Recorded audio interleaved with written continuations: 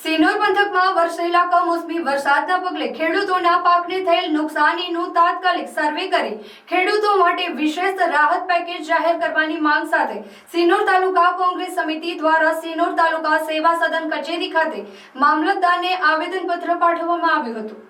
સમગ્ર ગુજરાતભરમાં સાર્વત્રિક કમોસમી વરસાદ વરસ્યો હતો, જેમાં સિનોર તાલુકાનો પણ સમાવેશ થાય છે।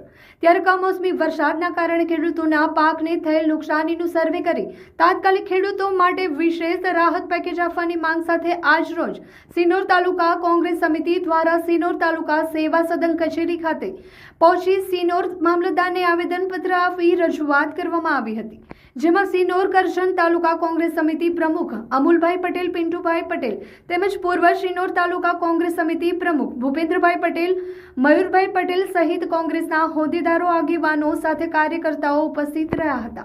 એટલા માટે 2 દિવસ પહેલા જ્યારે એમને જાણ્યું કે વરસાદનો અને આ જે માહોલ છે એને લઈને સરકારશ્રી તો પછી સાંભળશે, પણ પહેલા કુદરત સાંભળતી હોય છે, ભગવાન સાંભળતા હોય છે। એટલા માટે પોતે ચાલતા જઈ અને વરતાલ બધા લઈને આવ્યા હતા કે વહેલામાં વહેલી તકે આ ખેડૂતોને જે અત્યાર સુધીને મળ્યું નથી એના માટે વહેલામાં વહેલી રાહત મળે એના માટે અત્યારે 2 દિવસ પછી આવ્યા પછી એમને આવેદનપત્ર આપ્યું છે। આવેદનની અંદર એવું છે કે કરજણ તાલુકાના સિનોર તાલુકાની અંદર વર્ષોથી આજે કેટલાય ઘણીવાર સર્વે કરવામાં આવ્યું હોય, લેટરો લખવામાં આવ્યા હોય ધારાસભ્ય દ્વારા, પણ આજ તક દિન સુધી હજુ સુધી સહાય મળી નથી અને સિનોર તાલુકાને વંચિત રાખવામાં આવે છે। સહાયના નામે ખાલી બહેલાવવામાં આવે છે અને ખેડૂતોને ઉલ્લુ બનાવવાની વાત કરવામાં આવે છે સરકાર દ્વારા। અત્યારે જે કપાસ છે, દિવેલા છે કે શાકભાજી હોય, અહીંયા જે પણ પાક થાય છે એની અંદર રાહત ખરેખર માઠું પડ્યું છે અને 100% સરકાર જાતે કહેતી હોય કે વરસાદ પડ્યો છે તો દરેક ખેડૂતોની માંગ છે કે મળવું જોઈએ અને ખરેખર તો દેવું માફ કરવું જોઈએ। જો સર્વે કરવાની વાત કરતી હોય સરકાર તો ઉદ્યોગપતિના દેવા સર્વે કરાવીને માફ કરવામાં આવ્યા હતા।